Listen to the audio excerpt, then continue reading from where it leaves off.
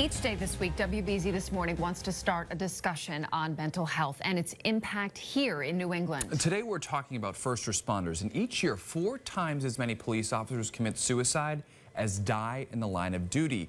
Bree's here with the first story in our series Matters of the Mind. Chris and Catherine, this story is near and dear to my heart. As a matter of transparency, I should disclose that my mother is a retired firefighter who lives with a PTSD diagnosis in Virginia. After seeing firsthand the kind of upheaval that mental health can create for a family, I became interested in learning more about how Massachusetts handles the emotional well-being of its first responders.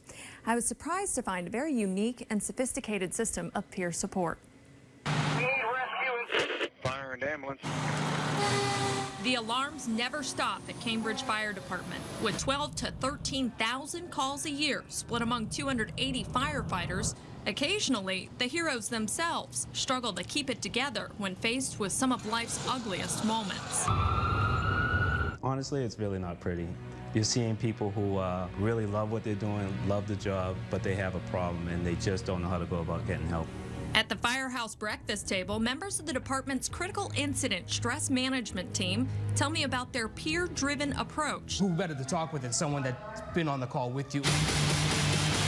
In Massachusetts, 17 stress management teams respond to any critical incident where first responders could potentially experience trauma, ranging from the death of a coworker to abnormal threats to their own personal safety. Show of hands, how many of you guys have experienced a traumatic incident during the course of your career? Even in terms of numbers, I can just tell you it's a lot more than anybody expects. Charlie Pop organizes the state's stress management teams. We have the same problems that everybody else has, but then on top of that, we have repeated exposure to traumatic incidents. The network of stress management teams will tell you that here in Massachusetts, they are very fortunate to have an arsenal of weapons to help them combat mental illness, including an advocate in the state fire marshal, a program at McLean Hospital, and one very special man. Rank we leave at the door. There's no rank in the room. Former volunteer fire chief and Harvard-trained clinician Hayden Duggan created On-Site Academy in 1992. This is the first time he's allowed media to visit the 27 acres in Westminster where first responders have judgment-free space to relax, but also deal with a range of mental health issues. We really need to take people to a safe place. So we bought the farm.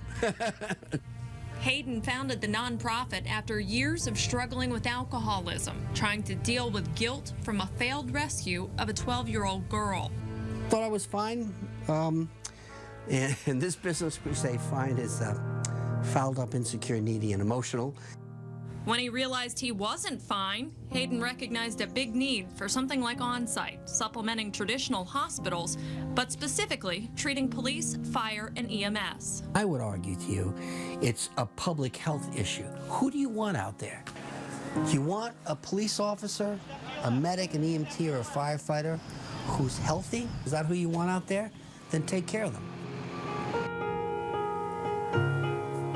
What's so great about Massachusetts is On-Site Academy is just one of many opportunities that first responders have to get well here. The state fire marshal's been a big advocate for stress management teams. McLean Hospital has a great program as well. So Hayden will tell you they're not the only church in town, you know. I was just thinking, though, it's so important, though. I'd never realized facilities like that even existed, but now that you say that, you're like, this is so necessary. Right. Needed. Every state should have one. And Charlie Pop, the coordinator of the CISM teams in the state, says if I had unlimited money, I'd have 4 more on-site academies. I think one of the great points that we were just talking about just a second ago was saying, who do you want out there doing your job? You want people that are able to healthy and do their job, and we really do need to take care of them. Absolutely. And you made a good point, too. Talking about PTSD, you think of the military. That often comes to mind. But what about first responders? They're on the front lines doing things every day. We'll talk later in the week about innovations in healthcare that are so overdue. Well, one of the things that's pushed that is the military